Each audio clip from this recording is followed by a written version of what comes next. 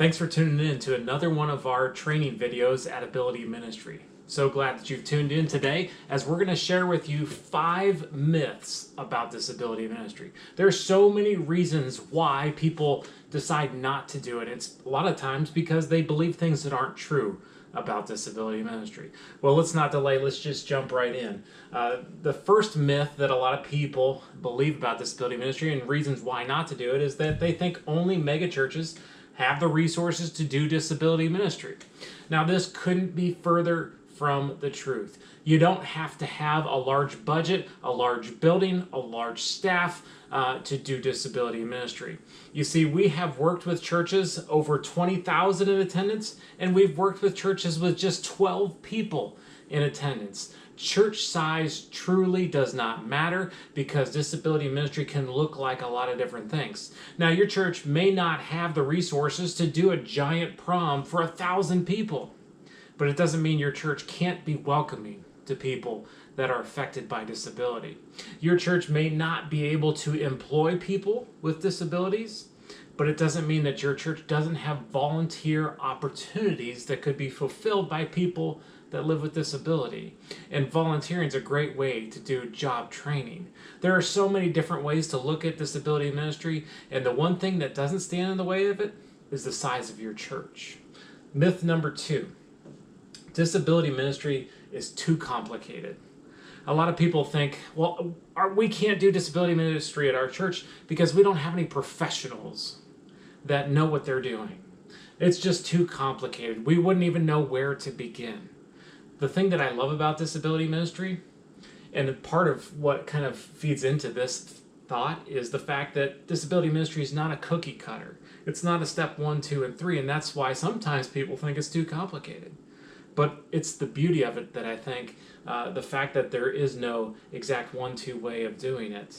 Disability ministry is as simple as being kind, smiling, and saying hello to someone with a disability instead of ignoring them and acting like they're not there or being too afraid to engage with them. Disability ministry can be as simple as starting with a buddy system, an inclusion program, signing in your worship services. There are so many ways to include people with disabilities, and it's not complicated. Start with who you have. Grow with them, meet their needs, bless them, engage them, and create opportunities for them to serve. Start with who you have. Every congregation has people affected by disabilities in it. Don't believe that you don't. 26% of adults in America live with disability. Over 20% of our population, total population, is affected by disability. So if you think you don't have people in your congregation, you're wrong. Myth number 3, disability ministry is just a children's ministry thing. So many disability ministries start in children's ministry as a reactive thing instead of a proactive thing. You see, there's a problem or an issue that arises with a child that's brought in children's ministry, and maybe someone doesn't know what to do with them or how to engage them or how to accommodate them, and it becomes a problem, and a senior pastor says, I want you to solve that. And that's where disability ministry often begins, not as a blessing, but a solution to a problem, a reactive thing. And unfortunately, a lot of times, disability ministry stays as a children's ministry program. That's not how it's intended. Children affected by disability don't stay children affected by disability. They become teens and they become adults, and people affected by disability are in all phases and corners of your congregation. Therefore, it cannot just be a children's ministry thing. Myth number 4, if you build it, they will come. This is the whole field of dreams mentality. You can build the most perfect program within the walls of your church and just expect people to flood in. But oftentimes they won't.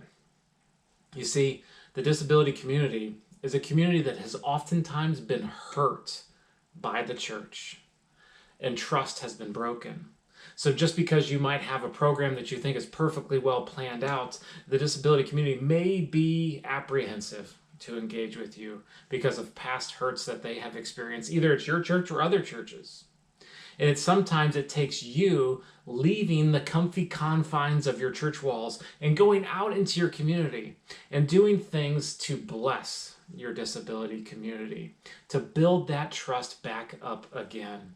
You see, once you have trust built up, once you have established relationships, once your community knows that you're there and that you care, then they may come. But just because you have a program doesn't mean people are going to show up. You need to build trust, you need to bless, and you need to go and be with your community oftentimes before you can expect them to come. Myth number 5, Jesus never commanded churches to do disability ministry. Right? Jesus doesn't talk about disability ministry in scriptures. I mean, I don't remember him saying that, right? I mean, that's what people would lead you to believe. Well, Jesus didn't tell me to do this.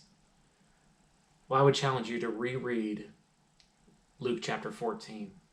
There's so many scriptures. The scriptures say so many things about disability, about God's heart for those that are affected by disability, about the special gifts that God gives people who are affected by disability that only they can accomplish for the body of Christ. And in Luke chapter 14, in several different ways, God speaks to church leadership. God acts and he models for church leadership how church leaders and churches should act towards their disability communities. And he gives a direct command to churches. He says, when you throw a party, not if you throw a party, but when you throw a party, make sure the invitation list looks like this. It is for people who are poor and those who are affected by disability. And that was the end of the guest list. Jesus says when, not if, when he talks about engaging the disability community. We need to be obedient to Jesus and fulfill his command for the church when he says, go out and bring in all those who are poor and affected by disability. Jesus had a huge heart for those people that are affected by disability. Those people affected by disability is the largest people group in the world, largest unreached people group in the world. Jesus has a lot to say about that, and we should be obedient as church leaders. So these are just a few of the myths about disability ministry and why a lot of people don't get involved. I hope that you'll help me dispel some of these myths. Thanks for tuning in.